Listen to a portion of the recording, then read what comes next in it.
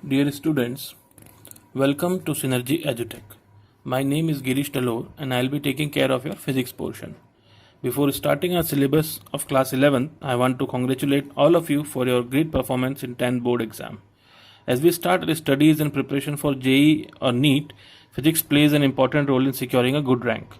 मैं आपको ये भरोसा दिलाना चाहता हूँ कि फ़िज़िक्स बहुत ही इंटरेस्टिंग है, लेकिन साथ ही साथ मैं ये चेतावनी दे देता हूँ कि फ़िज़िक्स बहुत ही चैलेंजिंग भी है।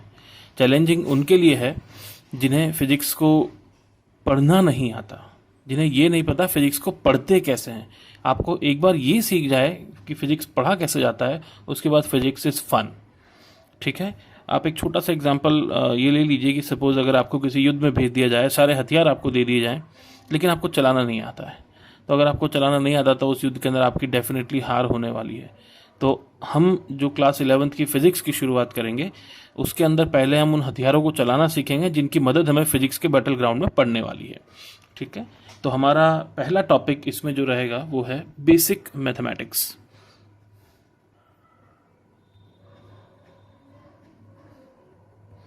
अभी फिजिक्स स्टार्ट नहीं हुई है।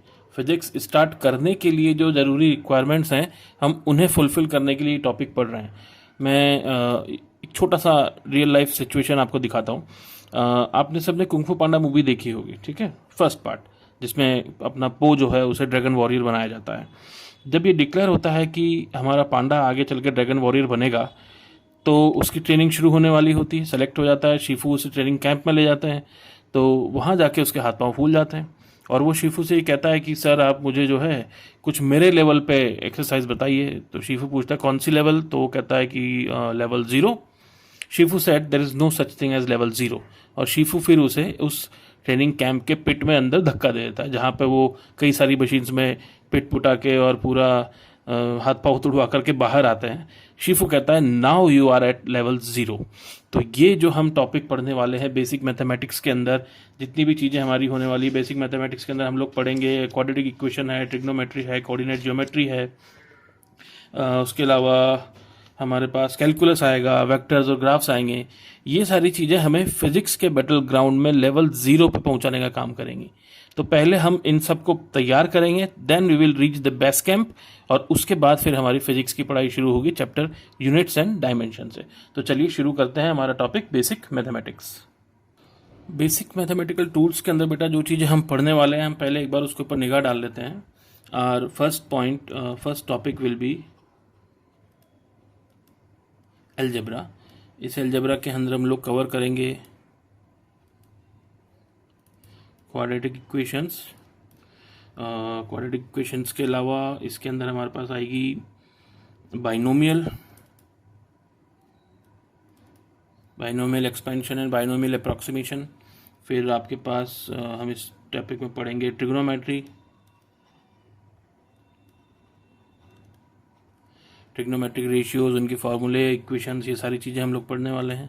इसके बाद में हमारे पास रहेगा कोऑर्डिनेट ज्योमेट्री,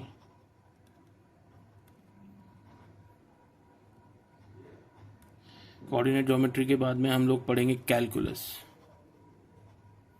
जी हाँ, ये कैलकुलस वही खतरनाक टॉपिक है जिसका जिक्र मैथ्स में बहुत आता है, लेकिन इसका एक्चुअल इन्वेंशन जो है फिजिक्स की एक छोटे से प्रॉब्लम की वजह से हुआ था। न्यूटन को जब इंस्टेंटेनियस वेलोसिटी कैलकुलेट करनी थी तो उन्होंने पूरी कैलकुलस जो है वो डिज़ाइन कर डाली। कैलकुलस के अंदर हम लोग दो चीज़ें पढ़ेंगे, differentiation and second is integration. अगर हम इस वाले पार्ट को बहुत अच्छे से कर लेते हैं तो बिलीव मी हमें आगे फिजिक्स की प्रॉब्लम सॉल्व करने में कोई खास प्रॉब्लम नहीं आएगी। और इसके बाद में हम एक बहुत इंपॉर्टेंट टॉपिक पढ़ेंगे जिसका नाम है वेक्टर्स एंड ग्राफ्स। वेक्टर का भी फिजिक्स के अंदर ऑलमोस्ट हर चैप्टर के अंदर बहुत ही बड़ा रोल है। आप चाहे इलेक्ट्रिक फील्ड वाला टॉपिक ले लें, इलेक्ट्रोस्टैटिक्स ले लें, आप चाहे मैकेनिक्स ले लें, हम चाहे लॉज ऑफ मोशन ले लें, चाहे हम ग्रेविटेशन ले लें, चाहे मैग्नेटिज्म ले लें, हर जगह हमें वेक्टर्स का इस्तेमाल करना पड़ेगा। वेक्टर्स की टर्मिनोलॉजी में ही सारी चीज़ें हम लोग पढ़ेंगे। अभी तक जो चीज़ हम न्यूमेरिकली पढ़ रहे थे उनको अब हम वेक्टर फॉर्म में पढ़ेंगे। और ये चैप्टर जो है, ओवरऑल चैप्टर नहीं कह सकते, एक छोटा सा टॉपिक है बेसिक मैथमेटिक्स, ये पढ़ना बहुत बहुत बहुत ज़रूरी है। बिकॉज आप चाहे कितना भी अच्छा फिजिक्स सब्जेक्ट में होल्ड रखते हैं, अगर आपका मैथ्स वीक है तो आपके लिए काफ़ी दिक्कतें होने वाली है। बिकॉज आप एक बात ध्यान रखिएगा कि mathematics is the language of physics. अगर आपको फिजिक्स पढ़नी है तो मैथ्स की लैंग्वेज के अंदर ही बात करनी होगी। मैथमेटिक्स जो है वो एसेंस है हमारी फिजिक्स का। चलिए हम लोग शुरू करते हैं हमारा पहला टॉपिक, क्वाड्रेटिक इक्वेशंस।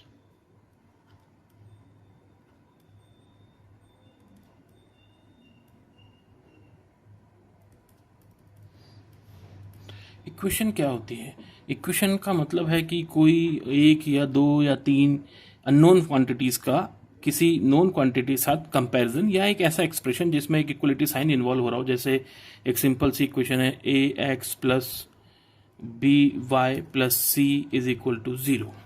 ये इक्वेशन है जिसमें x और y अननोन है, a b and c are constants, और हमने इसको 0 से इक्वेट कर दिया है। ठीक है, तो इस तरह की इक्वेशंस के अंदर एक चीज जो हमें पता होनी चाहिए, जो आप linear equation in one variable, linear equation in two variable ये सॉल्व करते आए हैं, हमें ये पता होना बहुत जरूरी है कि number of unknowns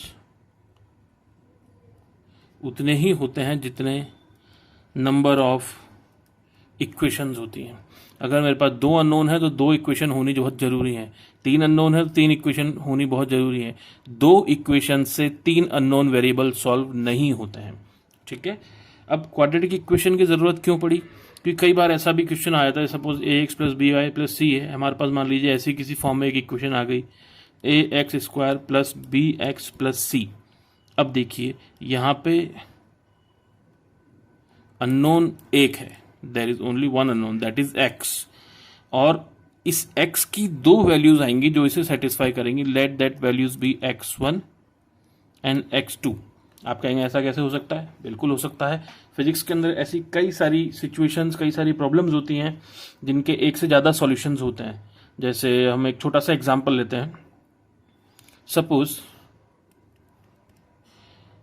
ground level के ऊपर एक बिल्डिंग है ऑफ हाइट h, और यहाँ पे हमारा एक ऑब्जर्वर खड़ा हुआ है जो चीज़ों को ऑब्जर्व कर रहा है। अब यहाँ से ग्राउंड लेवल से अगर एक बॉल को अपवर्ड डायरेक्शन में कोई सर्टेन वेलोसिटी देके थ्रो किया जाता है, इतना ऊपर इतनी वेलोसिटी दी जाती है कि ये बॉल जो है इस ऑब्जर्वर से भी ऊपर क्रॉस हो जाएगी और फिर वहाँ से ये वापस से नीचे आएगी। और अगर क्वेश्चन इस तरह का अराइज होता है कि आप ये बताइए, आप मुझे वो टाइम बताइए जब ये बॉल आपकी h हाइट पे थी, इस हाइट पे जब ये बॉल थी वो वाला टाइम बताइए। तो आप बताइए कि वो बॉल यहाँ पे थी या बॉल यहाँ पे थी, क्या इन दोनों में कोई अंतर है? दोनों में हाइट h है। बॉल जब ऊपर जा रही है तो भी h हाइट है, जब बॉल वापस नीचे आ रही है तो भी इस पॉइंट पे h हाइट है। चाहे बॉल पॉइंट ए पे हो चाहे बॉल पॉइंट बी पे हो, दोनों टाइम पे हाइट h ही है। तो अल्टीमेटली हमें इसके दो आंसर मिलेंगे, एक टाइम वो t1 जब बॉल ऊपर जा रही थी और एक टाइम t2 जब बॉल नीचे आ रही थी। अननोन हमारे पास एक ही है टाइम, लेकिन उसकी दो वैल्यूज आएंगी। तो ये जो प्रॉब्लम है, इस तरह की प्रॉब्लम जिस इक्वेशंस की हेल्प से हम सॉल्व करते हैं, उस इक्वेशन को बोलते हैं क्वाड्रेटिक इक्वेशन। इसका एक छोटी सी पहचान कर लेते हैं। क्वाड्रेटिक इक्वेशन होती क्या है? All those equations which are in form of a x square plus b x plus c is equal to 0 are known as quadratic equation unless the maximum power is 2 and a is not equal to 0। ठीक है, इसके अंदर हमारे a, b and c are constants। हमारा x जो है वो unknown है, और हमारा a जो है जो constant of variable which is having power 2, it should not be equal to 0। और इस इक्वेशन की जो मैक्सिमम पावर है वो 2 होनी चाहिए। अगर ये सारी सिचुएशन सेटिस्फाइड हैं तो जो हमारे पास गिवन इक्वेशन है वो इक्वेशन एक क्वाड्रेटिक इक्वेशन है। ठीक है, अब आगे चलते हैं कि इसे सॉल्व कैसे किया जाए। Okay students, let's take an example of quadratic equation. Suppose हमारे पास एक इक्वेशन हमें गिवन है 2 x square minus x minus 3 is equal to 0। हमें इस क्वाड्रेटिक इक्वेशन को सॉल्व करना है। तो आई थिंक आपको थोड़ा बेसिक आइडिया तो 9-10 क्लास के अंदर मिल ही गया होगा क्वाड्रेटिक इक्वेशन को सॉल्व करने का, कि इसे स्प्लिटिंग द मिडिल टर्म या फैक्टराइजेशन मेथड से सॉल्व किया जाता है। पहले उसी मेथड से सॉल्व करते हैं। इसके अगर हम स्प्लिट करके देखें तो ये इस तरीके से सॉल्व किया जा सकता है कि 2x square plus 2x minus 3x minus 3 is equal to 0। It can be written as 2x x plus 1 minus 3x plus 1 is equal to 0। Again इसमें x प्लस 1 वाली टर्म कॉमन आ रही है, तो x प्लस 1 हमने common ले लिया, तो हमारे पास बचा 2x minus 3 is equal to 0। अब दो नंबर्स का मल्टीप्लिकेशन 0 है तो आइदर ऑफ देम इज 0, यानी कि या तो x प्लस 1 0 के बराबर है, अगर ऐसा है तो x की वैल्यू आएगी -1, या फिर 2x माइनस 3 0 के बराबर है, अगर ऐसा है तो 2x की वैल्यू हो गई 3 और x की वैल्यू हो गई 3/2। तो हमारे पास आप देख सकते हैं x की दो वैल्यूज आ रही हैं, या तो x की एक वैल्यू -1 सेटिस्फाई करेगी, या फिर x की दूसरी वैल्यू 3/2 सेटिस्फाई करेगी। तो ये हमारे इस क्वाड्रेटिक इक्वेशन के सॉल्यूशंस हैं। These are the roots of the quadratic equation, given quadratic equation. ठीक है बेटा, अब हम इसको सॉल्व करने का दूसरा तरीका देखते हैं, जिसे कि क्वाड्रेटिक फार्मूला कहते हैं। Talking about the same situation, same example, वही एग्जाम्पल अगर मैं लेता हूं दोबारा से, 2x square minus x minus 3 is equal to 0। और अगर हमें इसे अब क्वाड्रेटिक इक्वेशन, क्वाड्रेटिक फार्मूला से सॉल्व करना है, तो आप देखिए ये इक्वेशन क्या हमारी क्वाड्रेटिक फॉर्म में है। Yes, ax square plus b x plus c की फॉर्म में है। डेफिनेटली a की वैल्यू क्या है 2, b की वैल्यू क्या है -1, c की वैल्यू क्या है -3। Very good. अब एक एक्सप्रेशन है जिसे बोला जाता है under root b square minus 4ac, इसे हम कहते हैं डिस्क्रिमिनेंट। डिस्क्रिमिनेंट का पता होना बहुत जरूरी है। तो इस इक्वेशन के अंदर अगर मैं डिस्क्रिमिनेंट निकालना चाहूं तो इसका डिस्क्रिमिनेंट हो जाएगा बी स्क्वायर दैट इज -1 का square that is 1 -4 multiplied by a that is 2 multiplied by c that is -3, इसका पूरा अंडर रूट। इसकी वैल्यू हो गई 1 -24, इट इज अंडर रूट 25 यानी कि 5। तो हमारे पास डिस्क्रिमिनेंट की वैल्यू आ रही है 5। जब डिस्क्रिमिनेंट हमारे पास है तो क्वाड्रेटिक फॉर्मूला कुछ ऐसा रहता है।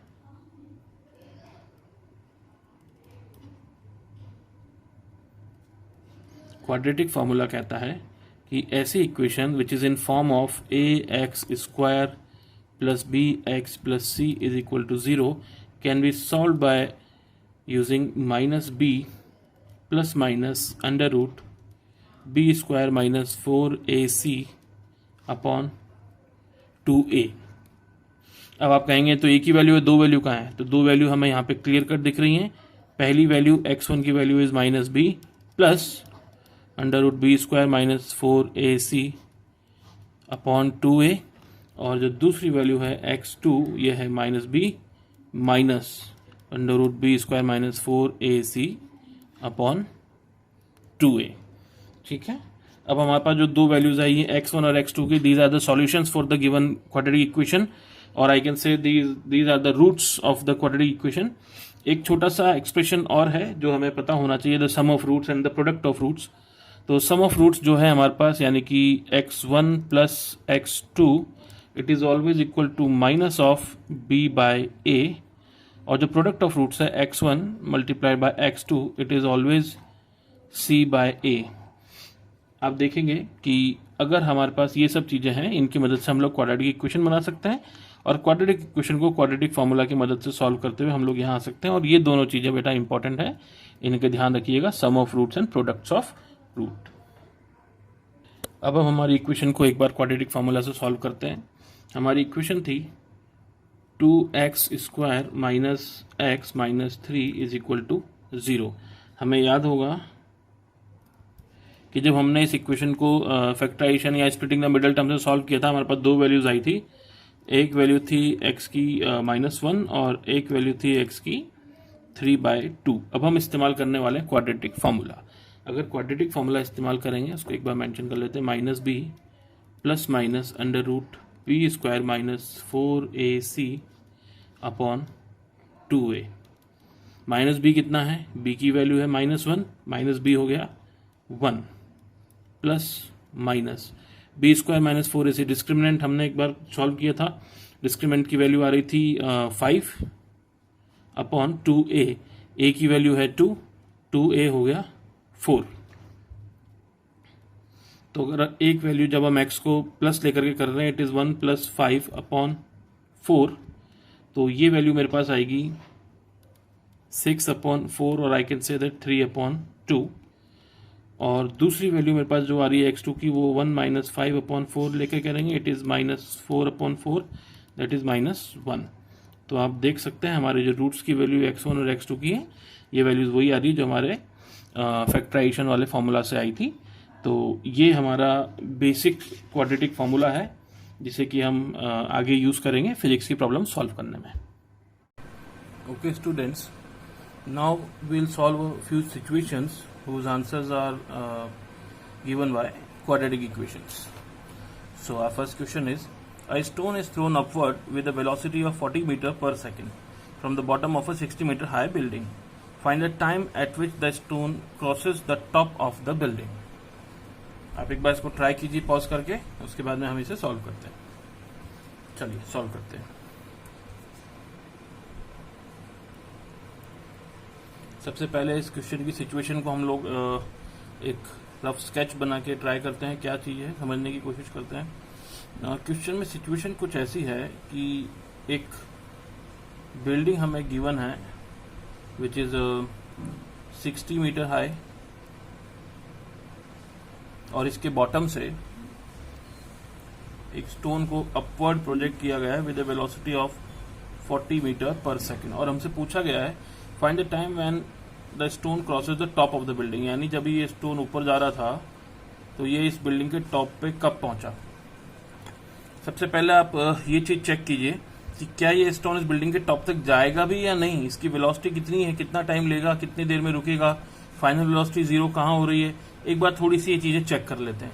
तो अगर मैं इसकी इनिशियल वेलोसिटी 40 और एक्सेलरेशन जो कि हमें पता है -10 मीटर पर सेकंड रहने वाला है, पर सेकंड स्क्वायर रहने वाला है, उसके हिसाब से पहले चेक करते हैं इसकी फाइनल वेलोसिटी 0 कितनी देर में हो रही है। Let us now use v = u + at, then final velocity 0 will be 40 - 10 × t। तो यहाँ से मुझे मिलके आया है 40 = 10t, therefore t = 4 second. 4 second में इसकी वेलोसिटी 0 हो जाएगी।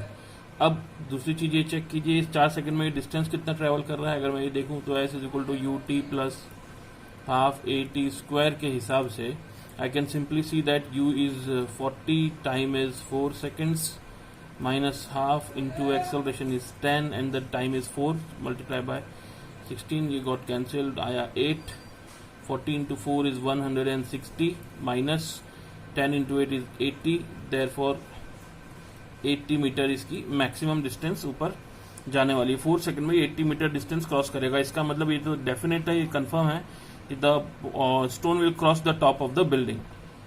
Late this point be A. अब हमें पता है फाइनल ये जो मैक्सिमम हाइट अटेन कर रहा है ये 80 मीटर्स अटेन कर रहा है, यानी कि इससे ऊपर भी जाएगा। फिर कुछ देर के बाद रिटर्न आएगा, तो आप देखो ये यहाँ पे दोबारा से बिल्डिंग की हाइट के ऊपर फिर से आपका स्टोन आ गया। तो स्टोन ने बिल्डिंग को जाते टाइम भी क्रॉस किया और वापस आते टाइम भी क्रॉस किया। हमसे वही टाइम पूछा गया जब स्टोन ने बिल्डिंग को क्रॉस किया है, मतलब हमें ये दोनों टाइम बताने होंगे when the stone was at position a and the stone was at position b, ये दोनों time. Let these times be t1 and t2। आप एक चीज देखिए, दोनों में ही जो डिस्टेंस है, जो स्टोन और इस पॉइंट्स का डिस्टेंस है, दैट इज 60 मीटर। हम लोग सीधे हाफ s = ½ at² के अंदर ये डिस्टेंस की वैल्यू और एक्सेलरेशन की वैल्यू और u की वैल्यू रख के देखते हैं, हमें टाइम निकल जाएगा। टाइम का देखते हैं हम क्या आंसर आता है। तो now using s = u t plus half a t square, इसमें इसकी वैल्यू मुझे फिक्स कर देनी है 60 is equal to u t यानी कि 40 into t minus half into acceleration is 10 and t square. यहाँ से मुझे मिल रहा है 60 is equal to 40t minus 5t square. क्या ये क्वाड्रेटिक इक्वेशन बन रही है? Definitely a x square plus b x plus c की फॉर्म में इक्वेशन है। सॉल्व करते हैं। इक्वेशन आ रही है मेरे पास 5t square minus 40t plus 60 is equal to 0। पूरा 5 से डिविजिबल है। Let this equation be t square minus 8t plus 12 is equal to 0। Factorization से बहुत क्लियरली सॉल्व हो जाएगा। आप चाहें तो क्वाड्रेटिक की फॉर्मूला यूज करें, लेकिन क्वाड्रेटिक फॉर्मूला यूज करने की जरूरत नहीं पड़ रही है। इक्वेशन हमारी जो है फैक्टराइजेशन से इजीली सॉल्व हो रही है, तो हमें क्वाड्रेटिक फॉर्मूला लगाने की कोई जरूरत नहीं है। अननेसेसरी क्वेश्चन को कॉम्प्लिकेट नहीं करना है। फैक्टराइजेशन करते हैं। T square minus 6t minus 2t plus 12 is equal to 0। It leads me t minus 6 minus 2 common लिया, टी माइनस 6, फिर से टी माइनस 6 कॉमन आ रहा है, into t minus 2 is equal to 0। Therefore या तो टी माइनस 6 0 के बराबर है, तो यहां से मेरे पास टी की एक वैल्यू आई, that is t1 is equal to 6 second. और फिर टी की एक वैल्यू और आ सकती है, if t minus 2 is equal to 0, therefore t की दूसरी वैल्यू t is equal to 2 second. तो हमारे पास दो आंसर आ रहे हैं। फर्स्ट टाइम जब ये ऑब्जेक्ट इस बिल्डिंग की हाइट को क्रॉस कर रही है, at that time the time is 2 second. And दूसरी बार जब ये इसको हिट कर रही है दोबारा से, यानी कि जब ये ऊपर जाके वापस नीचे आ रही है, तो टाइम की सेकंड वैल्यू आ रही है हमारे पास 6 सेकेंड। तो आपने देखा कि कैसे एक ही अननोन है, दैट इज टाइम, और उसकी दो वैल्यूज हमें मिल रही हैं। तो ये जो सिचुएशंस हैं, ये जिस इक्वेशन से सॉल्व हुई हैं, जिस पैटर्न से सॉल्व हुई हैं, वो है आपका quadratic equation, that is a x square plus b x plus c. एक क्वेश्चन और करते हैं। Okay, our next question is, a car A moving with a velocity of 10 meter per second is 16 meter behind of car B, which is starting from rest and has an acceleration of 2 meter per second square. Find the time when both the cars meet. Meet जो word है ये बहुत important है। आप ये भी ध्यान रखिएगा बेटा, जहां पे भी कभी मीट वर्ड आ जाए, क्रॉस आ जाए, ओवरटेक आ जाए, इसका मतलब पास वर्ड आ जाए, they pass each other, they cross each other, they overtake each other, they meet, इन सब वर्ड्स का एक ही मतलब है कि बोथ द कार्स या बोथ द ऑब्जेक्ट्स या both the person are at the same place at the same time. इसका मतलब है कि उन दोनों का जो टाइम ट्रेवल जो है वो टाइम ऑफ ट्रेवल जो है वो सेम है। ठीक है, आप एक बार वीडियो पॉज करके इसको सॉल्व करने की कोशिश कीजिए, इसके बाद हम लोग सॉल्व करते हैं। Okay, now let's solve the question. Question में सिचुएशन है, कार ए जो है वो 10 मीटर पर सेकेंड, यानी velocity of a is 10 meter per second से चल रही है, और ये 16 मीटर पीछे है कार बी के। ये डिस्टेंस आपको क्वेश्चन में गिवन है 16 मीटर। और कार बी जो है वो इनिशियली रेस्ट पे थी और उसके पास एक्सेलरेशन है 2 मीटर पर सेकेंड स्क्वायर का। आपसे पूछा गया है कि आप वो टाइम बताइए जब ये दोनों कार्स मीट कर जाएंगी।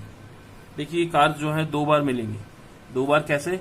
इनिशियली आप देख रहे हैं कार जो है वो रेस्ट पे थी और 2 मीटर पर सेकेंड स्क्वायर से एक्सेलरेट हुई, यानी पहले सेकंड में ये डिस्टेंस ऑलमोस्ट 1 मीटर ट्रेवल करेगी। दूसरे सेकंड में फिर ये 3-4 मीटर डिस्टेंस ट्रेवल कर सकती है, यानी कुल मिलाकर के इसका 5 या 6 मीटर डिस्टेंस ट्रेवल हुआ 2 सेकंड में, जबकि 2 सेकंड में 20 मीटर डिस्टेंस क्रॉस कर लेगी जो अपनी कार ए है। इसका मतलब ये इसको बी को क्रॉस कर चुकी है। लेकिन कार ए की स्पीड कांस्टेंट है, दैट इज 10 मीटर पर सेकंड, और ये उसी स्पीड से चल रही है, जबकि कार बी एक्सेलरेट हो रही है और इसकी स्पीड हर सेकंड बढ़ती जा रही है। तो एक टाइम फिर ऐसा भी आएगा जब कार बी कार ए को फिर से ओवरटेक करके आगे निकल जाएगी। तो अल्टीमेटली पूरी जर्नी में 2 बार मीट करेंगे। ठीक है, तो हम लोग सॉल्व करना शुरू करते हैं।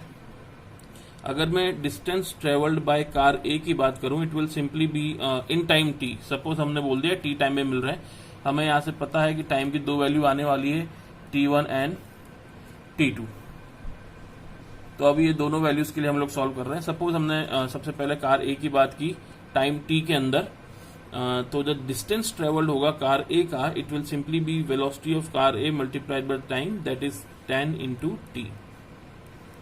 और इसी सेम टाइम में कार बी ने जो डिस्टेंस ट्रेवल किया है it will be u t plus half a t square के हिसाब से। u हमारे पास 0 है, it is got cancelled, then half into acceleration की वैल्यू हमारे पास 2 है, टाइम इज टी स्क्वायर, तो ये 2 हमारे पास कैंसिल हुआ, तो distance travelled by car b जो है वो है टी स्क्वायर। सिचुएशन कह रही है कि जब ये दोनों कार्स मीट कर रही है, यानी कि अगर मैं सपोज किसी तीसरे पॉइंट की बात करूं जहां पे ये पहली बार मिल रहे हैं, मतलब कार बी भी यहां पहुंच चुकी है और कार ए भी यहां पहुंच चुकी है, तो इस रेड वाले लाइन से आपको क्लियर दिख रहा होगा कि कार ए ने कार बी से ज्यादा डिस्टेंस ट्रेवल किया है। कितना? 16 मीटर। तो अगर मैं 16 मीटर को ऐड कर दूं distance travel by car b में, तो मुझे कार ए का डिस्टेंस मिल जाएगा। तो हम ये कह सकते हैं the distance travelled by car B plus 16 metre is equal to distance travelled by car A, यानी कि car distance travelled by car B is T square plus 16 metre is equal to distance travelled by car A, that is 10t। फिर से आप देखिए हमारे पास equation आ रही है T square minus 10t plus 16 is equal to 0। Quadratic है? Yes quadratic है, x square plus b x plus c का फॉर्मूला है। चलिए सॉल्व करते हैं। क्या वो लगाना पड़ेगा हमें क्वाड्रेटिक फॉर्मूला? नहीं, ये आई थिंक 8 and 2, ये 8 और 2 से फैक्टराइजेशन से हो रहा है, तो सॉल्व करते हैं। T square minus 2t minus 8t plus 16 is equal to 0। यहाँ से मुझे दिख रहा है t माइनस 2 हो जाएगा, तो t कॉमन लिया, t माइनस 2, फिर से 8 कॉमन लिया, तो it is t minus 2 equal to 0। Therefore t minus 2 into t minus 8 is equal to 0, so I can say that if t minus 2 is equal to 0, therefore time की एक value आ रही है हमारे पास 2 second, and if t minus 8 is equal to 0, तो हमारे पास time की दूसरी वैल्यू आ रही है 8 सेकेंड। तो ये हमारे सॉल्यूशंस है। एक बार रफली हम इन दोनों को चेक करके देख लेते हैं कि हमारे t1 और t2 की वैल्यू सेम है कि नहीं है। For t1 is equal to 2 second और t2 is equal to 8 second. हम दोनों का डिस्टेंस एक बार रफली चेक करके देख लेते हैं। तो the distance travelled by car a in 2 second will be 10t, यानी कि 10 इंटू 2 दैट इज 20 मीटर, और distance travelled by car B is कितना है? T square. टी स्क्वायर 2 का स्क्वायर आपके पास हो जाएगा 4, तो इसने कार ने 4 मीटर डिस्टेंस ट्रेवल किया है। अब एस ए जो है वो distance travel by car a जो है वो distance travel by car b से 16 मीटर ज्यादा है, हम देख ही रहे हैं। तो अगर 2 सेकंड में कार बी यहाँ से 4 मीटर चल के आगे आई है और कार ए 20 मीटर चली है, तो 20 में से 16 तो ये हो ही गया और 4 ये, यानी कि they both are at the same place at the same 2 second. और अगर हम 8 सेकेंड की बात करें तो distance travel by car a will be 10 into t, यानी कि 10 इंटू 8 यानी कि 80 मीटर। और at the same time distance travel by b की बात करें तो इट इज टी स्क्वायर, यानी कि 8 का स्क्वायर यानी कि 64 मीटर। और 64 मीटर में जैसे ही मैं 16 मीटर ऐड करता हूं तो इट गिव्स मी 80 मीटर, यानी again car a and car b are at the same place when the time is 8 second. तो आप देख सकते हैं कि हमने किस तरह से क्वाड्रेटिक का इस्तेमाल करके हमारे मैकेनिक्स की यूजुअल प्रॉब्लम्स को सॉल्व किया है। तो आप और प्रैक्टिस कीजिए, और अगर कहीं पे कोई दिक्कत आती है तो you have my WhatsApp number, you can message me anytime.